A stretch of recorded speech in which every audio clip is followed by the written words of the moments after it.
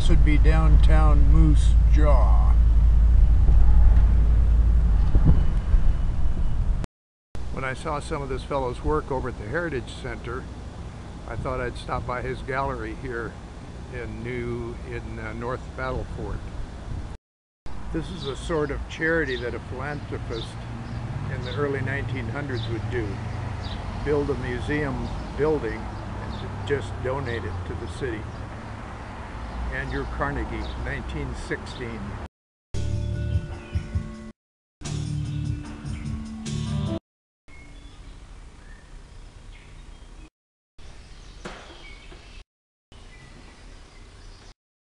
We've been having storms like these move through regularly the last 3 or 4 days. We are in Lloydminster, and if you look at the green sign, you will see that we're at the Alberta-Saskatchewan border. It's the only border city in Canada. In other words, the city sits on both sides of the border. We've now arrived in Vegreville, Alberta. We have the biggest Easter egg in the world. And yes, it is moving. I don't know if that's the wind.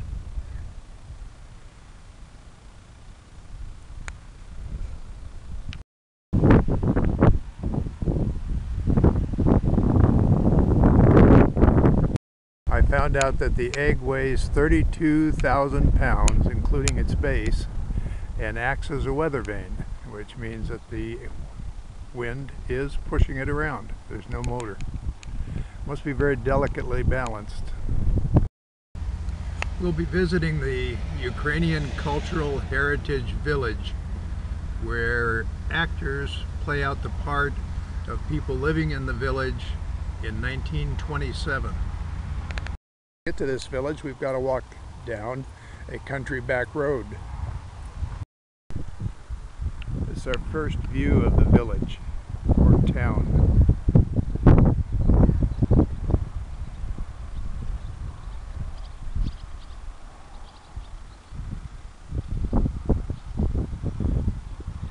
Outlying farm homes, which I won't have time to walk to.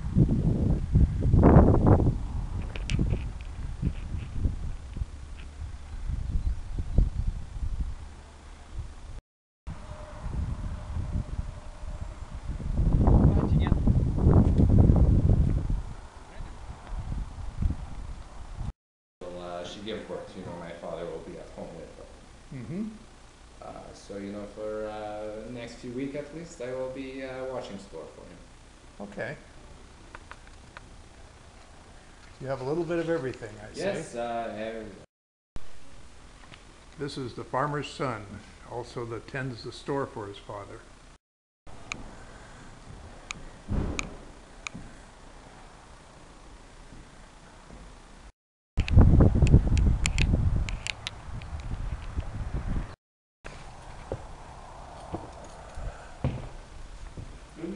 Hello. What can I do for you? I'm sorry? What can I do for you? Well, I was just passing by, and I thought I'd stop in and take a look at your lumber store. Yeah. And I see you sell paints also. Paint, nails, doors, windows, anything. Hmm. Their farms are pretty successful. They've been here a while. It's not that, it's that they don't see the need.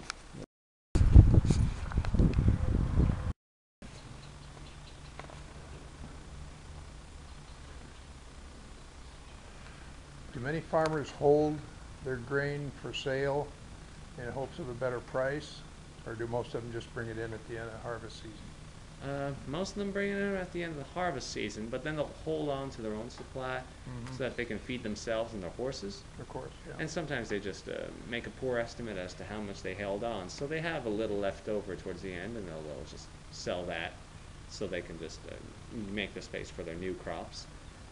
Or they make the poor estimate in the wrong direction, and they come down here and they got to buy a little extra.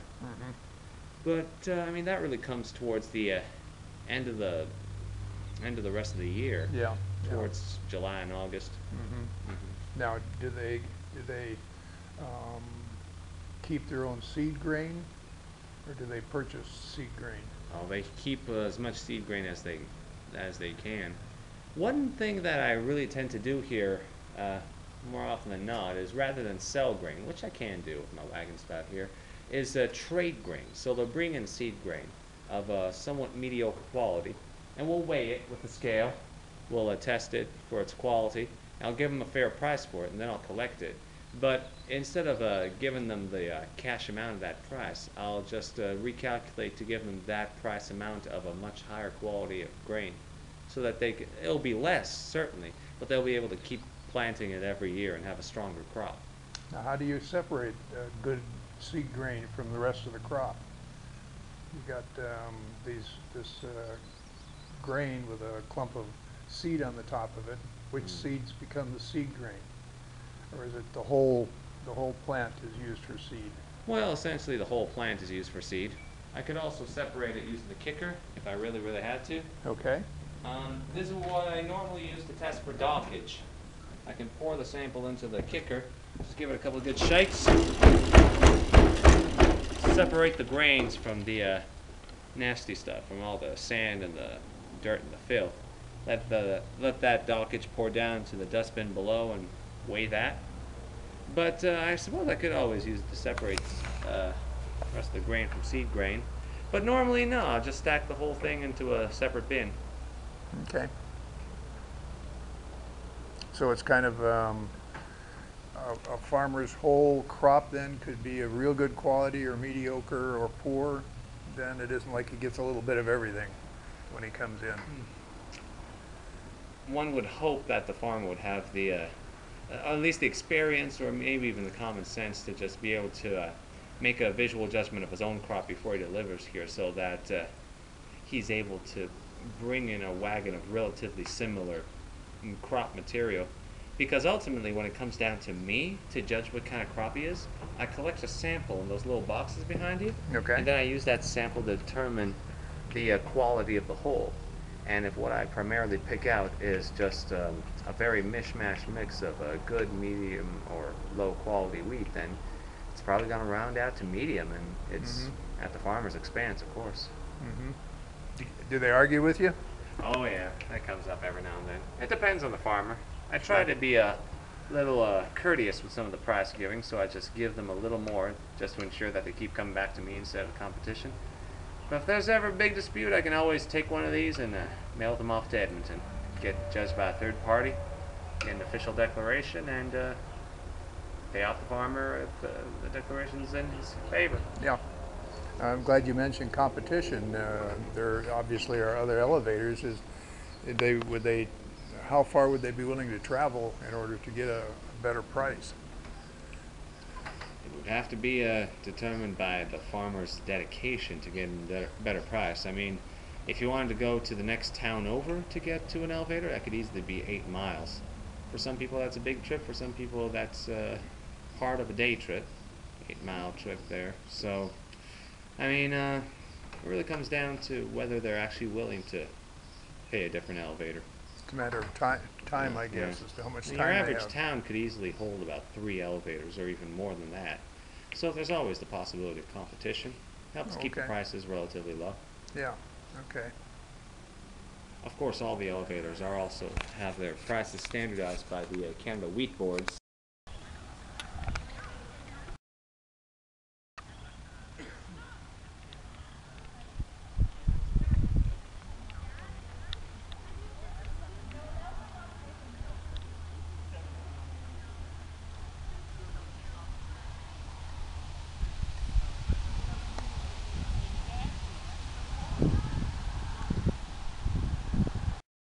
Now these buildings appear to have been brought in from the hinterland. I assume to be used in the village also.